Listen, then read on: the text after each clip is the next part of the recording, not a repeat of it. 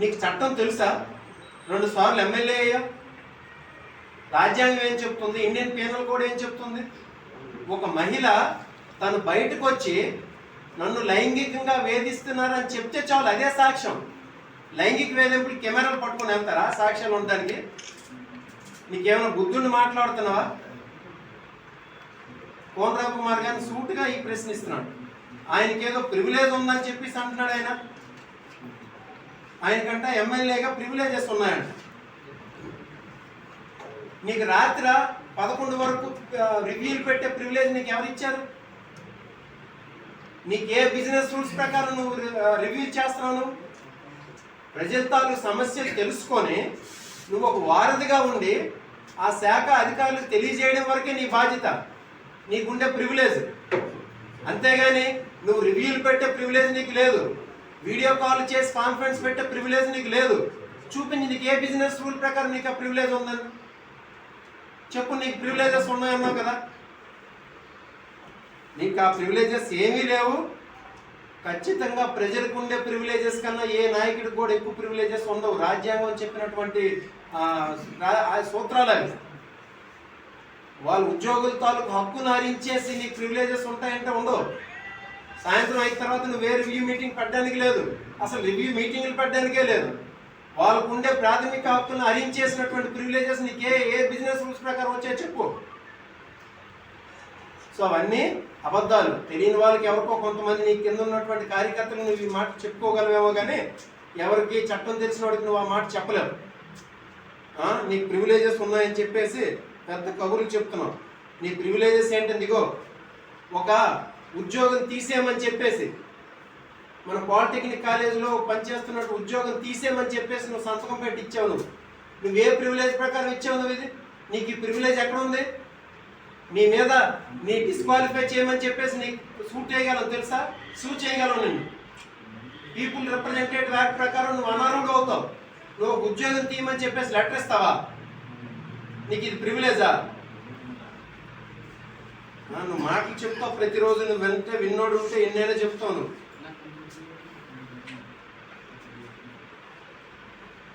ఛానల్లో చెప్పాను. ఆవిడ బయటకు వచ్చి, ఎవరు ఆవిడ, సౌమ్య అని ఆవిడ బయటకు వచ్చి నాకు ఇబ్బంది కలుగుతుందని చెప్పి ఏడుస్తూ టీవీ ఛానల్ ముందుకు వచ్చి చెప్పి, ఆ తర్వాత నువ్వు పెట్టిన హెరాస్మెంట్, నీ తాలూకా కార్యకర్తలు చేసినటువంటి ట్రోల్స్ భరించలేక ఆత్మహత్య ప్రయత్నం చేస్తే నువ్వేమన్నావు? నువ్వు టీవీ ఛానల్స్లో ఆవిడ బరి తెగించింది అన్నావా? ఆవిడ చేస్తే చావని అన్నావు కదా. ఇదా నీకు మహిళల మీద ఉన్నటువంటి చిత్తశుద్ధి? నీకు ఎమ్మెల్యేగా గెలిపించినటువంటి ప్రజల మీద ఉన్నటువంటి చిత్తశుద్ధిదా? ఇంకా నువ్వు ఎలాంటి వాడువో కొద్దిగా ఇగోండి, ఈ ఒక 2 ఫోటోలు చూడండి తెలుస్తుంది. మీడియా మిత్రులందరూ ఇది కొద్దిగా జూమ్ చేయాలి. ఇది చూడండి, ఈ ఫోటో ఇది చూడండి. కోనరావు కుమార్ గారు ఎంత శుద్ధ పోసో తెలియజేసినటువంటి ఫోటోలు. నీకు సాక్ష్యాలు ప్రొడ్యూస్ చేయమన్నావు కదా. ఈవిడ చెప్పు. నేను చెప్పను. మా నియోజకవర్గ ప్రజలందరికీ తెలుసు. నీ హైకమాండ్కి తెలియపోద్దు కానీ మా నియోజకవర్గ ప్రజలందరికీ తెలుసు ఈవిడెవరో. నువ్వు చెప్పు ఈవిడెవరో. ఈవిడ కేజీబీవీలో పనిచేస్తున్నటువంటి ఒక ప్రిన్సిపాల్. నేను ఎందుకులే ఆవిడ పేరు చెప్పడం అని చెప్పట్లేదు. అందుకే ఆవిడ ఫేస్ని బ్లర్ చేశాను, ఆవిడ కుటుంబాన్ని ఎందుకు బయట పెట్టాలని చెప్పేసి. ఈవిడ కేజీబీవీలో పనిచేస్తున్నటువంటి ఒక ప్రిన్సిపాల్. ఈవిడ ఏం చేసావు? నువ్వు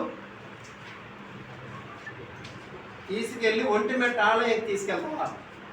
చూడండి, ఒంటిమెట్ట ఆలయానికి తీసుకెళ్ళాడు. ఆ డేట్ కూడా చెప్తాను.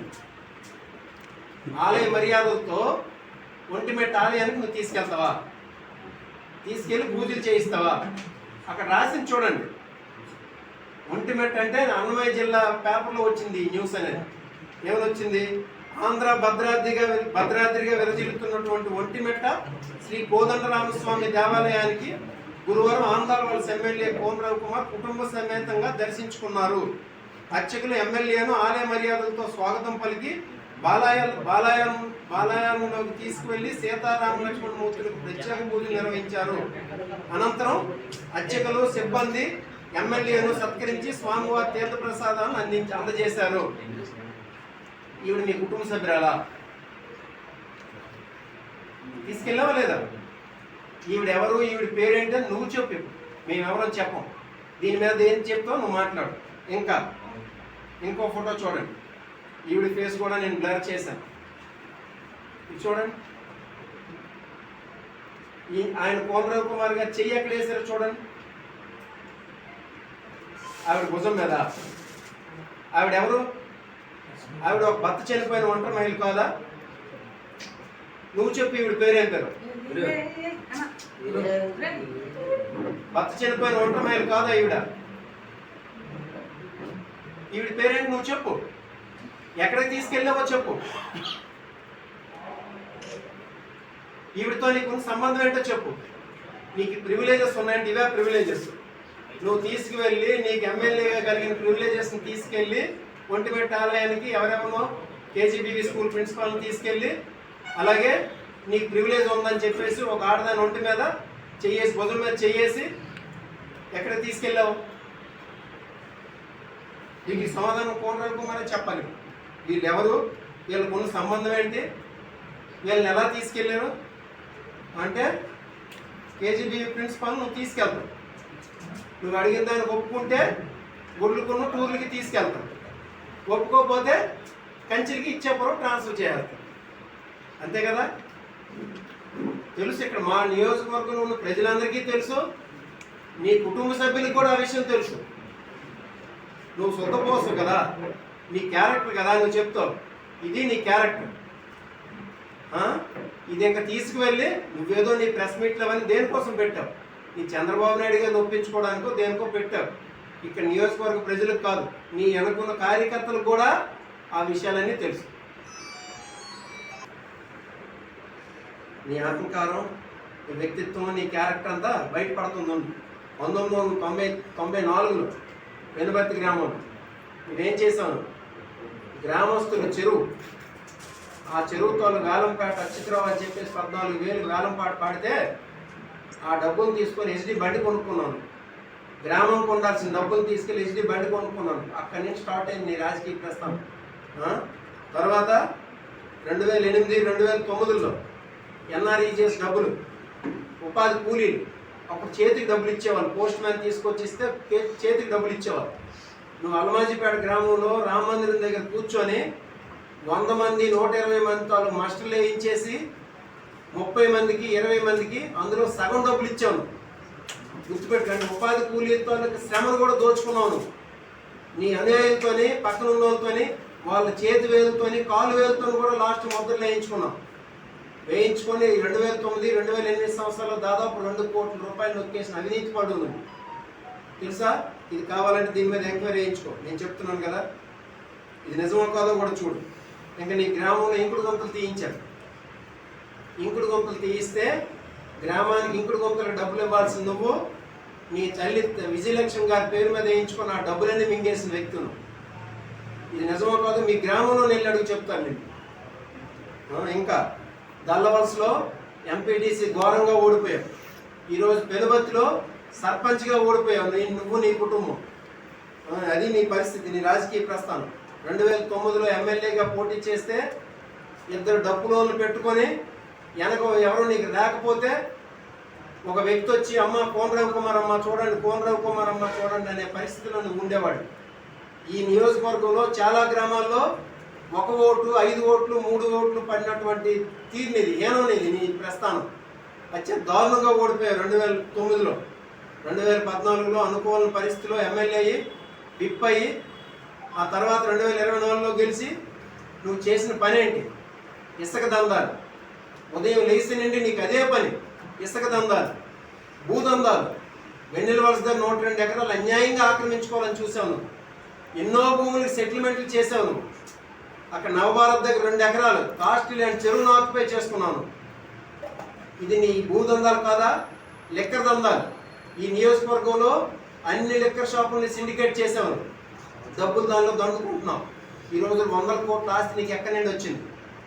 మీ నాన్నగారికి మీ తాత నుండి వచ్చిన ఆస్తి 12 ఎకరాలు, మీరు 3 అన్నదమ్ములు. ఎక్కడ నీకు వచ్చిన 3-4 ఎకరాలు తప్పింది, నీకు ఎంత ఆస్తి ఎక్కడి నుండి వచ్చింది చెప్పు. నువ్వు ఇలాంటి నీచమైన రాజకీయ చరిత్రతో వచ్చి నిన్నే అన్నం తిని బట్టలు కట్టి లేకపోతే కుటుంబంతో ఉన్న వాళ్ళు ఆదరించగలేంది. నేను ఒక నిజాయితీగా ఒక సామాన్యమైన కుటుంబం నుండి వచ్చి చదువుకొని స్వయం శక్తితో నిజాయితీగా పెరిగి ఈరోజు జగన్మోహన్ రెడ్డి గారిని ఇక్కడున్న జనాల్ని నమ్ముకొని ఈరోజు ఇక్కడ కూర్చుంటే నాతో అన్నం తిన్న వాళ్ళు ఎవరు బట్టలు వేసుకున్న వాళ్ళు ఉండరా? నువ్వు మాటలకు అర్థం చెప్పు. అది నువ్వు ఆ మాటలు అనేవి నీవి. ఇంకా నువ్వు నాకు వార్నింగ్ ఇస్తావా? ఇది నీకు లాస్ట్ వార్నింగ్ అండి. నీ వార్నింగ్కి జడిసిపోయేవాడా ఇక్కడ? మోసాలు, వెన్నుపోటు, లేకపోతే అక్రమాలు చేసిన చంద్రబాబు నాయుడుతో ఉన్నటువంటి కోమరావు కుమార్ కాదు నీ బెదిరింపులకు జడిసిపోవడానికి. నిబద్ధత, నిస్వార్థం, కమిట్మెంట్, వీళ్ళు ప్రజలకి మంచి చేయాలన్నటువంటి పులిలాంటి జగన్మోహన్ రెడ్డి గారి మనిషి నేను ఇక్కడ. నాకా నువ్వు బెదిరిస్తావు? జగన్మోహన్ రెడ్డి గారి మనిషిగా ఇక్కడ ఉన్నందుకు ఇలా కాళ్ళు ఎత్తుకొని బతుకుతాను నేను. ఏ రోజు బెదిరిపోవడం అనేది ఉండదు. నీ కేసులు, నీ క్రిమినల్ కేసులు, డిఫమేషన్లు మమ్మల్ని ఆపుతాయా? నీకు నచ్చిన కేసులు పెట్టుకో. అది తెలియజేయడానికే ఈరోజు ఈ ప్రెస్ మీట్ అనేది ఏర్పాటు చేయడం జరిగింది. ఇక్కడికి ఇచ్చిన